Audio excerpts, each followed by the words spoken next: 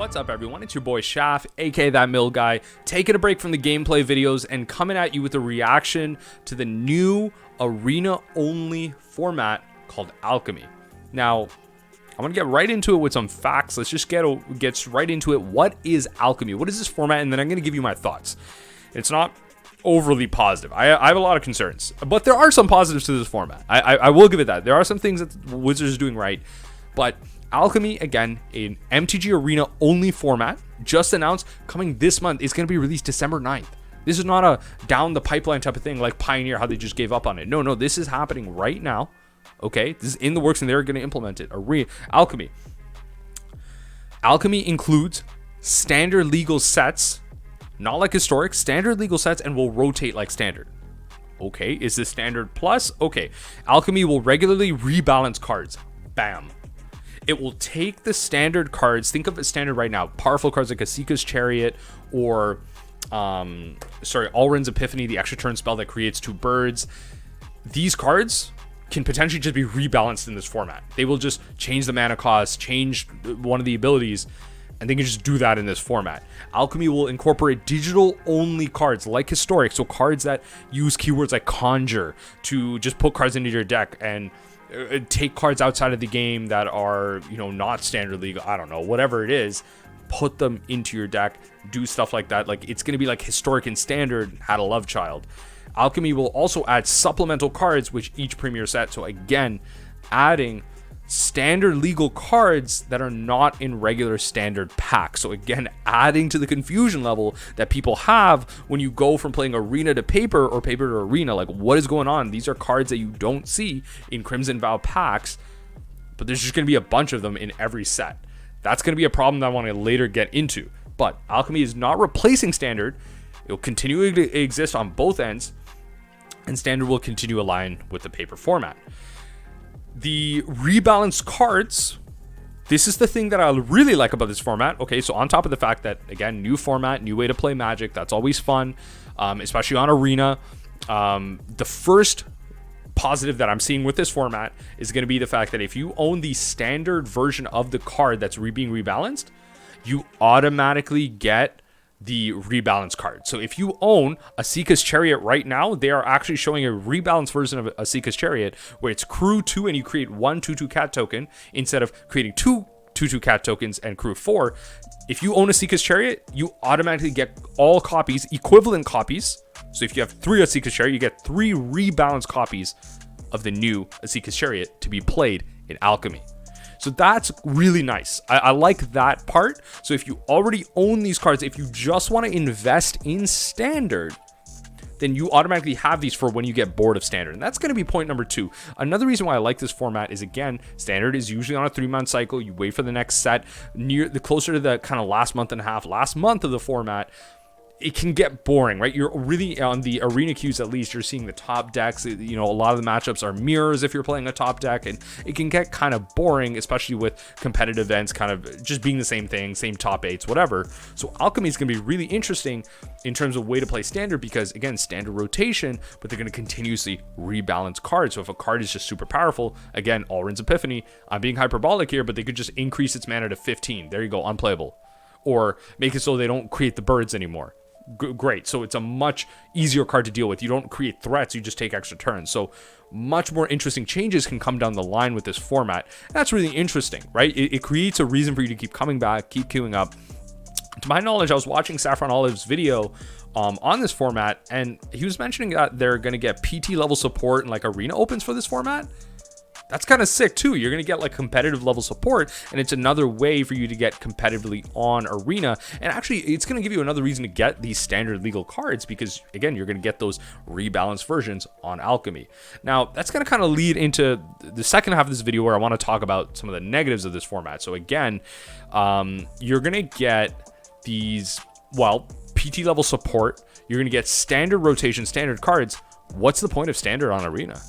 I'm being completely honest here, folks. Like, if you're one of these casual players, like, you're not transferring these skills on a paper standard, you're not playing on MTGO and playing standard, the standard challenges, standard leagues and stuff like that, or even just interested in the standard opens whatsoever, like, what's the point of standard? This is just much more fun standard. That's just straight up. Like, your cards, like, you know, after you, a lot of people who play Arena put a lot of hours into it, so you just get bored really quickly. Your cards are going to keep changing. They're going to they're going to keep being in flux. This is like the most fun version of a rotating format that you can find, right? If there's a broken card in the format, oh well, whatever. It's just going to get rebalanced. That's cool. Just keep playing it, enjoy it for what it is, and then it's going to get rebalanced. So what is the point of Standard? Secondly, another problem with this is if we kind of go down here, the Alchemy exclusive cards that they're releasing, this is where my problem comes in already. Forget the fact that they're Alchemy Arena exclusive, whatever. I'm fine with that, right? Like Historic has Arena exclusive cards. I think it's a great way to take advantage of the digital format. The cards that they're already showing, this is another cash grab right here. This is so essentially Arena, like Alchemy is another way for it to keep people on the Arena client, right? Let's be honest here. Historic is increasingly becoming more and more predatory to enter. It's much more expensive to enter it. So people are just buying Standard packs. Okay, here's another way to play Standard. Oh, you want to play Alchemy? Oh, you have to pay for these mythics and rares. You have to keep buying packs because we still don't have a relevant economy or just a good economy in general to get rare wildcards, to get mythic wildcards. Rare wildcards is the joke being that this is the most elusive currency on the client itself. They're just showing off rares and mythics. Like, these are pretty solid cards, especially like Torov's Disciple. Seems like a pretty cool card in like a standard mono red aggro deck. Like, what?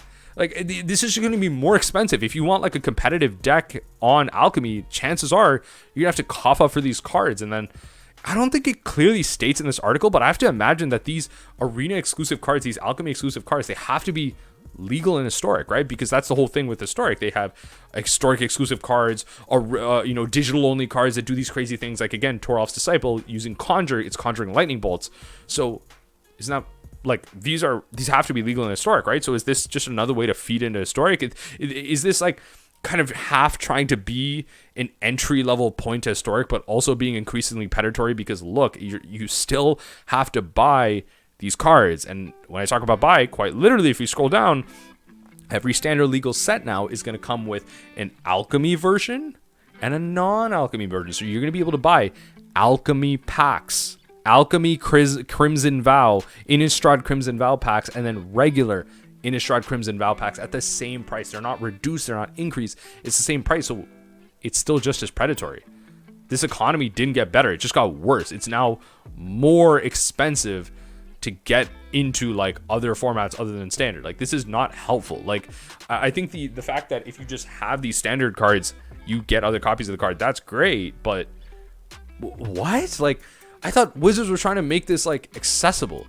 And I mean, I guess it's coming out soon, so it's like coming out in the middle of the format, like middle of the Standard format. But like, again, the fact that, you know, we get something to play when Standard is boring. You get like the protection of if you have the card, you get the bounce card automatically. I don't think that actually outweighs the fact that the economy is still just as predatory. You have to buy these rares, and this just is more fun than Standard. What's the point of Standard? Is paper Standard actually just dead? Like, they realize like people are just playing Standard, they're playing more Historic, so they're just like, oh, here's another reason to buy Standard packs, or Alchemy packs, and play Standard. Look, be interested, you know, stuff like that. Like, I mean, I get it, but like, why? And I guess there's some small updates here, like I guess some small quality of life UI changes, where they'll put like kind of different formats under like the drop down here, like the table, the banner, or whatever, stuff like that. They're reintroducing unranked Historic best of 3. The reason they didn't have that before was a lot of people were just kind of quitting and leaving. Just the quit rates were high, so just never had it. They only had ranked best of 3, but I mean, I guess. But I don't know. Overall, I'm just not feeling like great, like super happy about this right now.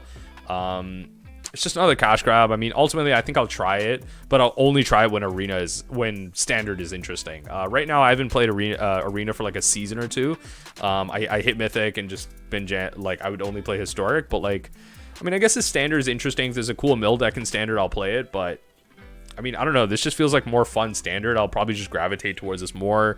They have the interesting Arena only, you know, digital only cards, but it's just so expensive. Like, I'm thankfully in a position where I can afford more packs than maybe like the average Magic player who shouldn't be buying this many, right? Like, who might fall for this predatory model.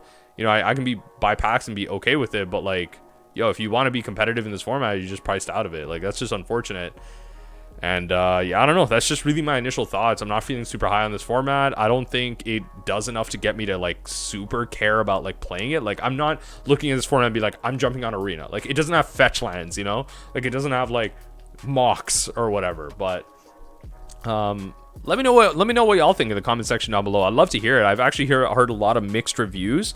Let me know what you think. If you're an Arena player, if you're not an Arena player, does this make you want to do it? I personally no, but maybe this might get you interested enough in Standard because of the pros that I was mentioning.